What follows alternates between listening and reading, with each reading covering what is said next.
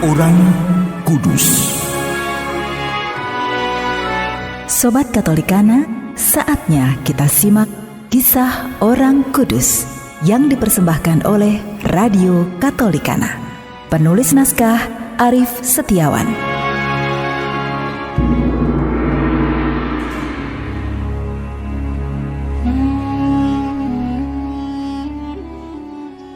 Saudara-saudari, hari ini kita akan mengikuti kisah Santo Miltiades, seorang paus dan pengaku iman.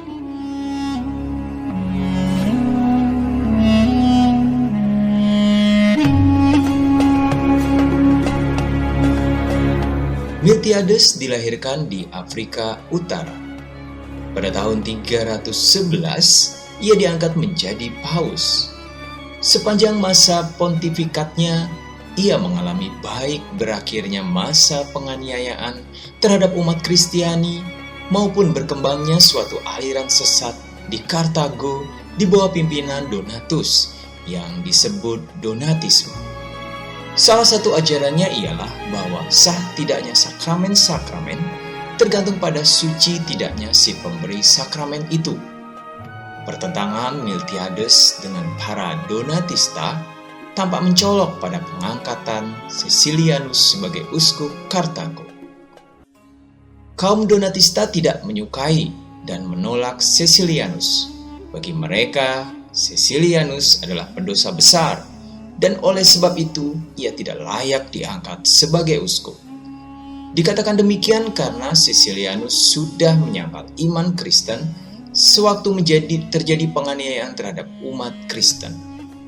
Hal ini bertentangan dengan ajaran mereka bahwa seorang berdosa tidak bisa melayani sakramen-sakramen secara sah. Mereka berusaha memanfaatkan kesempatan ini untuk mempertentangkan Kaisar Konstantin dengan Miltiades. Yang mulia Kaisar, Paus Miltiades sudah menghina gereja. Betul yang mulia, ia menghasut umat agar memilih Caecilianus yang telah menyangkal imannya. Yang mulia bisa bayangkan apa yang akan terjadi dan akan bagaimana nasib gereja kita kalau pemimpinnya saja menyangkal imannya. Kami akan berbahagia jika yang mulia Kaisar Konstantin bersedia menghentikan Miltiades. Jangan biarkan dia terus mengotori kesucian gereja.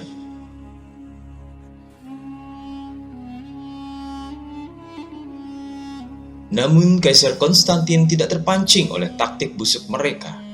Ia menyerahkan perkara itu kepada Paus Miltiades dan meminta kepada Miltiades untuk segera mengadakan suatu sinode terbatas guna menyelesaikan masalah itu. Atas inisiatifnya sendiri, Miltiades menyelenggarakan suatu konsili dengan melipat gandakan jumlah uskup peserta dengan persetujuan Kaisar Konstantin. Konsili itu diselenggarakan pada bulan Oktober tahun 313 di Istana Lateran. Dengan suara bulat, konsili tetap mengangkat Caecilianus sebagai uskup Kartago dan menghukum aliran Donatisme. Miltiades dalam kedudukannya sebagai paus mengekskomunikasi Donatus dari gereja. Paus Miltiades berlaku bijaksana terhadap penganut aliran sesat sehingga banyak yang berpaling kembali ke pangkuan gereja. Miltiades wafat pada tahun 314 di Roma, Italia.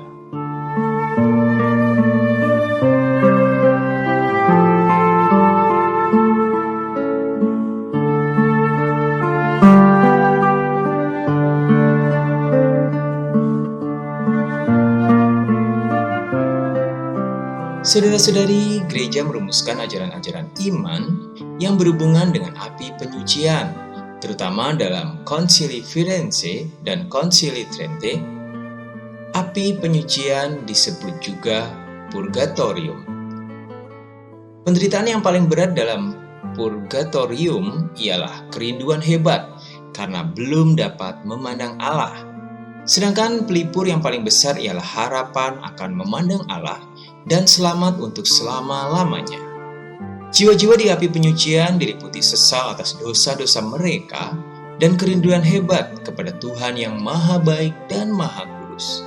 Jiwa-jiwa di penyucian adalah mereka yang meninggal dalam rahmat Allah namun belum suci sepenuhnya. Mereka pasti akan menikmati keselamatan kekal, tetapi sebelum itu masih harus terlebih dahulu menjalankan satu penyucian untuk memperoleh kekudusan yang perlu. Tradisi gereja berbicara mengenai api penyucian dengan berpedoman pada teks-teks kitab suci.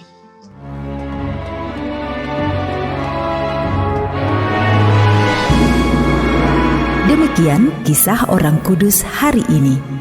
Kisah orang kudus dapat Anda simak di Radio Katolikana setiap hari pukul 12 waktu Indonesia Barat dan pukul 19 waktu Indonesia Barat.